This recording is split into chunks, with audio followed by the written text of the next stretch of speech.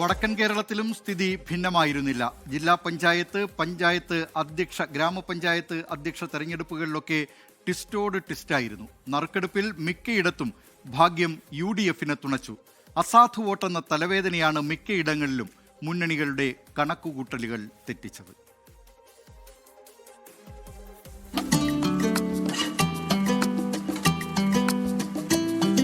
കോഴിക്കോട് നറുക്കെടുപ്പ് തുണയായത് UDFന്. അശ്രദ്ധ കൊണ്ട് ജില്ലാ പഞ്ചായത്ത് ഭരണം നഷ്ടമാകുമെന്ന ആശങ്ക UDFനുണ്ടായിരുന്നെങ്കിലും അതുണ്ടായില്ല.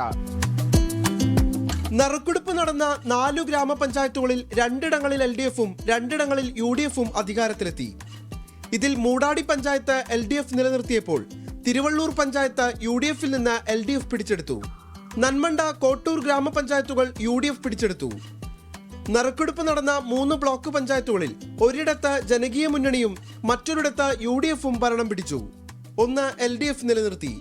വടകര ബ്ലോക്ക് പഞ്ചായത്ത് ഭരണം LDFന് നഷ്ടമായി. UDF RMP സഖ്യമായ ജനകീയ മുന്നണിക്കാണ് അധികാരം ലഭിച്ചത്. മുണ്ടേരി പഞ്ചായത്തിന്റെ ഭരണസാരഥ്യം നറുക്കെടുപ്പിൽ ആർക്ക് കിട്ടുമെന്ന് കാത്തിരിക്കുന്നതിനിടയിലാണ് അപ്രതീക്ഷിത ട്വിസ്റ്റ്.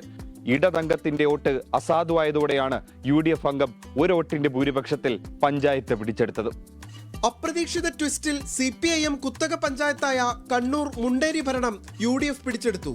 നറുക്കെടുപ്പിലേക്ക് നീങ്ങുമെന്ന് കരുതിയ മത്സരത്തിൽ ഒരു LDF അംഗത്തിന്റെ വോട്ട് അസാധുവായതോടെയാണ് UDF സ്ഥാനാർത്ഥി വിജയിച്ചത്.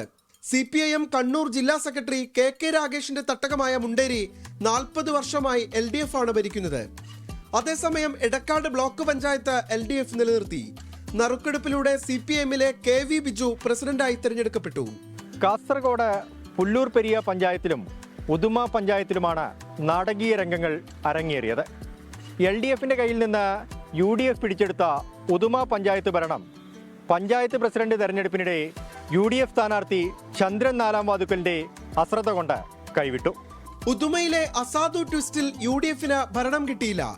UDF പ്രസിഡന്റ് സ്ഥാനാർത്ഥി ചന്ദ്രൻ 4-ാം വാതുക്കലിന്റെ വോട്ട് അസാധുവായി. LDFും UDFും ഒപ്പത്തിനൊപ്പമായതോടെ നറുക്കെടുപ്പിൽ LDFന് ഭാഗ്യം തുണച്ചു. നാടകീയതയ്ക്കൊടുവിൽ പുല്ലൂർ പെരിയ പഞ്ചായത്തിലെ തെരഞ്ഞെടുപ്പ് മാറ്റിവെച്ചു. പുത്തികെ പഞ്ചായത്തിൽ NDA വിമതന്റെ പിന്തുണയിൽ UDF ഭരണം പിടിച്ചു. മലപ്പുറം തിരുവാലി പഞ്ചായത്തിൽ UDFിലെ തർക്കം പ്രസിഡന്റ് വൈസ് പ്രസിഡന്റ് തിരഞ്ഞെടുപ്പ് മാറ്റിവെക്കുന്നതിനുവരെ കാരണമായി. പ്രസിഡന്റ് സ്ഥാനം ടേം വ്യവസ്ഥയിൽ പങ്കിടുന്നതിനെ ചൊല്ലി കോൺഗ്രസും മുസ്ലിം ലീഗും തമ്മിലുടലെടുത്ത ഭിന്നതയാണ് ഈ തെരഞ്ഞെടുപ്പ് മാറ്റിവെക്കാൻ കാരണമായത്. മലപ്പുറം തിരുവാലി പഞ്ചായത്തിൽ UDFിൽ തർക്കം മൂലം അംഗങ്ങൾ വിട്ടുനിന്നതിനാൽ തെരഞ്ഞെടുപ്പ് തിങ്കളാഴ്ചയിലേക്ക് മാറ്റി. 2.5 വർഷം പ്രസിഡന്റ് സ്ഥാനം വേണമെന്ന ലീഗ് ആവശ്യം കോൺഗ്രസ് അംഗീകരിക്കാത്തതാണ് പ്രതിസന്ധിക്ക് കാരണം. വയനാട്ടിൽ 2ഇടങ്ങളിലാണ് ട്വിസ്റ്റ്. ഒന്ന് പൂതാടിയിലും മറ്റൊന്ന് മൂപ്പനാടും. പൂതാടിയിലെ UDF സ്ഥാനാർത്ഥിക്ക് തന്റെ പേരെഴുതാൻ മറന്നതോടെ ആ വോട്ട് അസാധുവാക്കുകയായിരുന്നു. മൂപ്പൈനാട് നാടകീയതകൾക്കൊടുവിൽ പഞ്ചായത്ത് ഭരണം UDFന്. വോട്ടെടുപ്പിൽ 9 വോട്ടുകൾ ലഭിക്കേണ്ടിയിരുന്ന LDF സ്ഥാനാർത്ഥി V കേശവന് വോട്ടെണ്ണിക്കഴിഞ്ഞപ്പോൾ ലഭിച്ചത് 8 വോട്ടുകൾ മാത്രം. LDFിലെ 9-ാം വാർഡ് മെമ്പറുടെ വോട്ട് അസാധുവായതാണ് ഇടതുപക്ഷത്തിന് വലിയ തിരിച്ചടിയായത്. ഇതോടെ ഇരു മുന്നണികൾക്കും 8 വീതം വോട്ടുകൾ ലഭിക്കുകയും മത്സരം തുല്യനിലയിലാവുകയും ചെയ്തു. വോട്ടുനില തുല്യമായതിനെ തുടർന്ന് വിജയിയെ കണ്ടെത്താനായി നറുക്കെടുപ്പ് നടത്തി. നറുക്കെടുപ്പിൽ UDF സ്ഥാനാർത്ഥിയായ CV സുധ വിജയിക്കപ്പെട്ടു. ഒറ്റകക്ഷിയില്ലാത്ത വയനാട് പൂതാടി പഞ്ചായത്തിൽ UDF പ്രസിഡന്റ് സ്ഥാനാർത്ഥിയുടെ വോട്ട് അസാധുവായതോടെ LDF ഭരണം പിടിച്ചു. നാടകീയ രംഗങ്ങൾക്കാണ് പാലക്കാട് ജില്ലയിലെ വിവിധ പഞ്ചായത്തുകൾ സാക്ഷ്യം വഹിച്ചത്. തുല്യമായി നിന്നിരുന്ന 5 പഞ്ചായത്തിൽ 3 LDFും 2 UDFും നറുക്കെടുപ്പിലൂടെ നേടിയപ്പോൾ അഗളി പഞ്ചായത്തിൽ കോൺഗ്രസ് സ്ഥാനാർത്ഥിയുടെ കൂറുമാറ്റം LDFന് ഭരണ തുടർച്ച ഉറപ്പിച്ചു. പാലക്കാട് അട്ടപ്പാടി അഗളി പഞ്ചായത്തിൽ UDF അംഗം LDFന്റെ പഞ്ചായത്ത് പ്രസിഡന്റായി. 20-ാം വാർഡ് ചിന്നപ്പറമ്പിൽ നിന്നുള്ള UDF അംഗം മഞ്ജുവാണ് കൂറുമാറിയത്. പിന്നാലെ മഞ്ജുവിനെതിരെ ഭീഷണി മുദ്രാവാക്യവുമായി കോൺഗ്രസ് പ്രവർത്തകർ രംഗത്തെത്തി. വിവിധ ബ്യൂറോകൾക്കൊപ്പം നിഖിൽ പ്രമേഷ്, 24 കോഴിക്കോട്.